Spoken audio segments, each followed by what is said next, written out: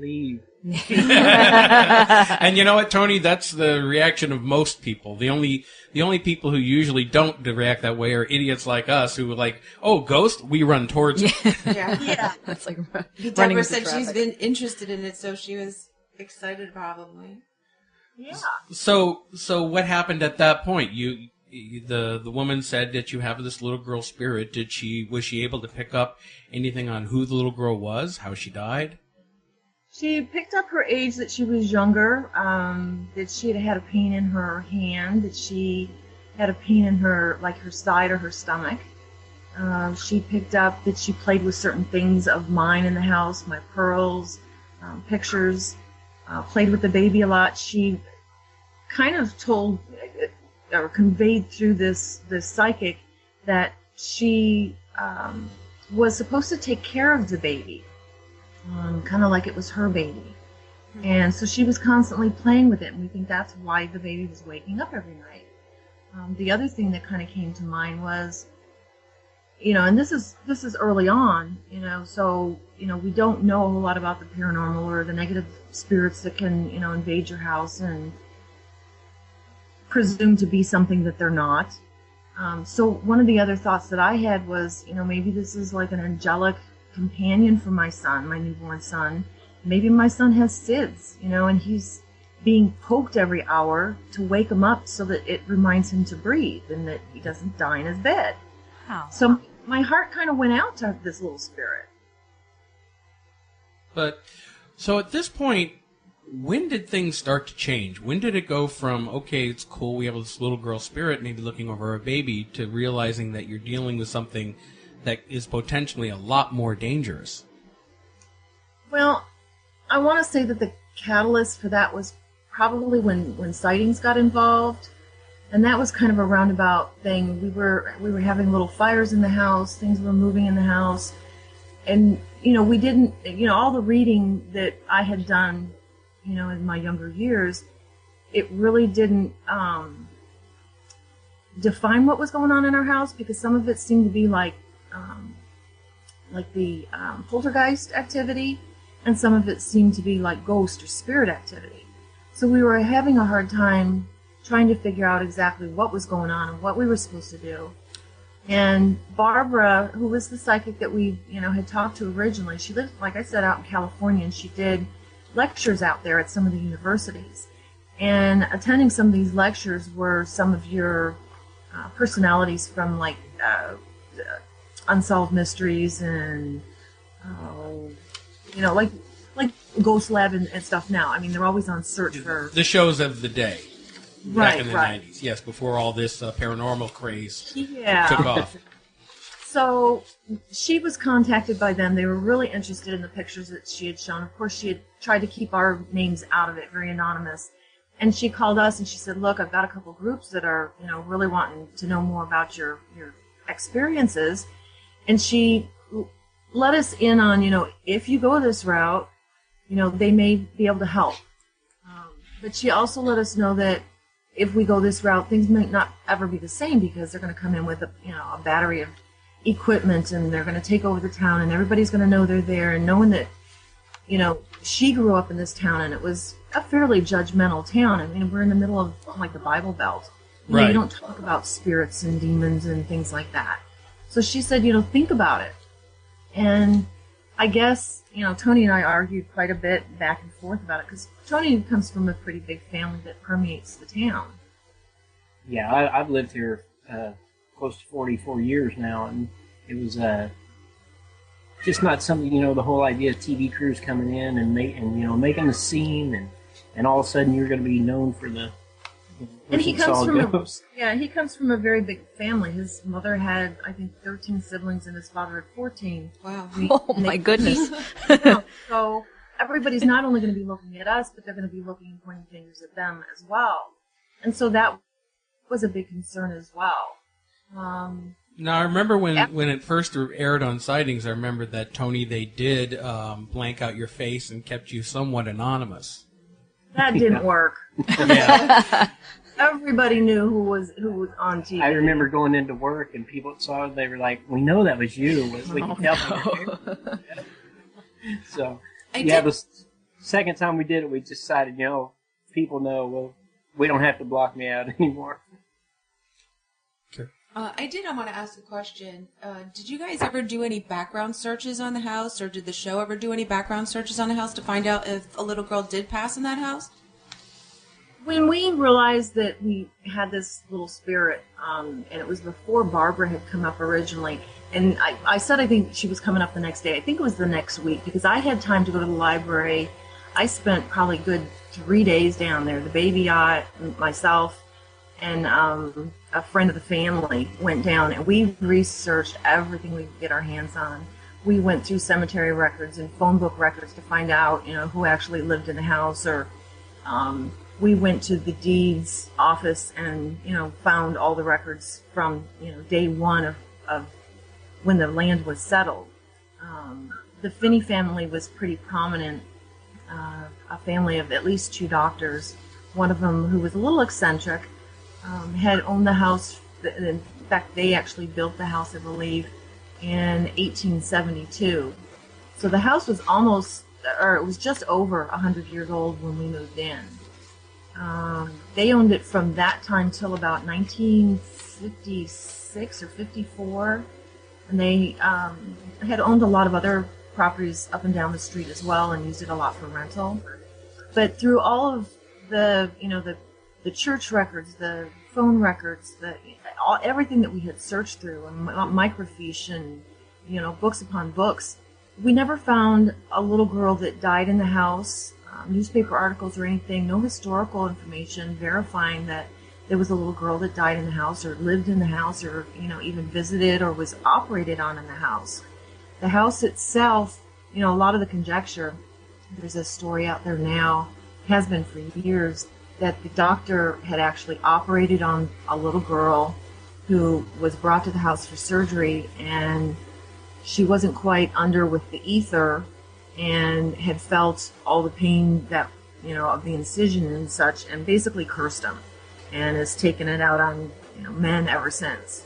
And there's really no serious value in that. The house is way too small, and it's just not set up where there would be a private area for, a doctor's office.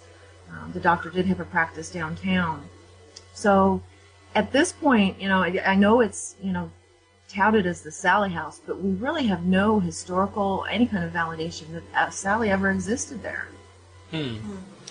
Now, when Sightings got involved, how did that happen? Did you contact them? They contacted you because they've heard of your experiences? How did that come about?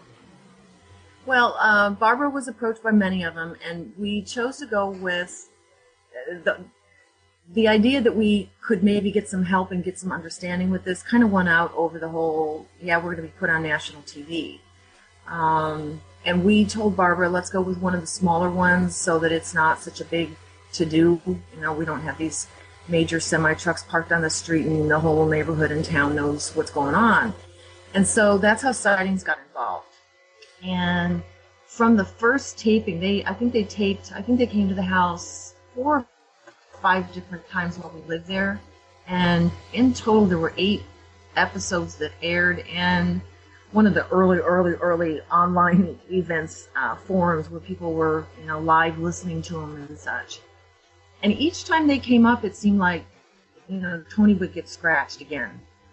It seemed to be escalated every time he came up, and so each time they wanted to come back and say, oh, well, we're going to bring Peter James this time, or we're going to bring this equipment this time. Tony and I, we spent, weeks and weeks just arguing, horrible arguments about, should we do this, should we not, and of course, we're on opposite sides of the fence with all of this. Well, let me ask a question with the scratching, which is, one of the most compelling experiences that I ever saw. Even to this day, I still find it incredible and wondering, how something like that could happen. Did the scratching started before Sightings came in, or did it happen around that time? When did that first start? It started actually before. I can't remember what. I believe that my brother was over at the house one day, and the day after the Bears, a different brother, and we were just kind of joking around in the house. We had a camera, and I made the comment like, okay, ghost, if you're here, make something move. And right at that time, as we snapped the picture, this teddy bear that was on the side of the TV table just spun around, and we caught that with our camera, and it just freaked us out. And we started to kind of panic. My brother went home to his house, and me and Deb were, pretty upset about it, and we just wanted to get out of there for a little bit, so we were in the process of packing what we needed, the diaper bag and everything, and I was strapping the baby in his car seat, and as I was doing that, I felt this sting in the middle of my back, and it felt like a bee sting. So didn't think much about it. We went ahead and we got over to my parents' house, and my back was still kind of burning, so Deb lifted my shirt, and I always remember her reaction. It was just like, oh my God. And I'm like, what? And when I lifted his shirt, it was nothing that I would have expected. They were probably 6 inches long, 3 scratches in the center of his back. And I was standing right there when, he claimed, of the bug bite. And there was nobody around. I didn't do it. The baby was in front of him. We're talking newborn, like 6 weeks old or whatever. There was nothing else in the house. There was nothing else around that could have done it.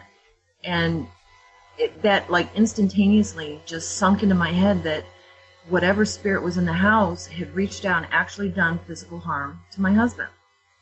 And my knees almost buckled. My heart sunk into my feet. It was a horrible, overwhelming feeling. Oh, Tony, can I ask you, the scratches that you have gotten over the years, are there any scars? I probably have, I would say probably about 6 scars out of all of them, which is really good. Considering how many. All the ones I had.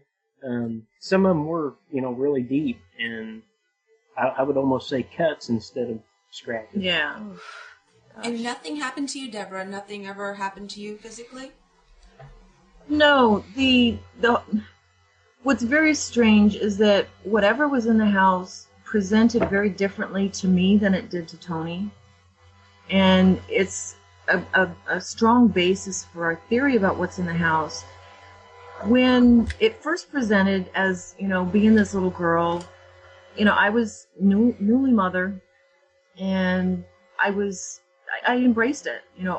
This child is alone, no parents, it needs a family. I felt bad for it. I that motherly instinct kicked in. Sure. And I so easily was won over by it, so quickly accepted it, that it didn't need or try to make me believe in it anymore. But Tony, his whole theory was, he was brought up Catholic. He went to Catholic high school, grade school. His belief was that it's bad. He's thinking exorcism material. And when he didn't accept, one of the things that happened when we knew this spirit was around, the adjustment balls, for the fan on the ceiling, the fan and the light, you've got those 2 strings that hang down. Yeah. Yeah. And the wooden balls hanging from the bottom of those strings, they would kind of, you would almost think that they would be taken up by the wind caused by the blades, because they would swing in a circle, but then they would come to a complete stop, and then they would go in the opposite direction of the fan. And then sometimes they would hang just plain. So when the balls were moving in any fashion, we knew that something was around. They would also, it was almost like somebody was underneath them flicking, because they would jump up and down. It was so weird. And so I would sit on the couch, and I would, kind of like nudge him, or I would say, she's here with us, and he would totally ignore it. She tried several times to try and get his attention. I can remember one time I had gone upstairs to take a shower, and when I came out of Tony was sleeping on the couch. He was on his belly, and when I got out of the shower, he was standing up in the hallway, and he dropped his drawers, and he said, "She bit me." And he turns around and bares his bottom, and right up on his upper thigh is a little set of teeth marks. Oh my gosh. Oh gosh. And, you know, our baby was, you know, again, he was toothless. I mean, this might have, I can't remember the date offhand.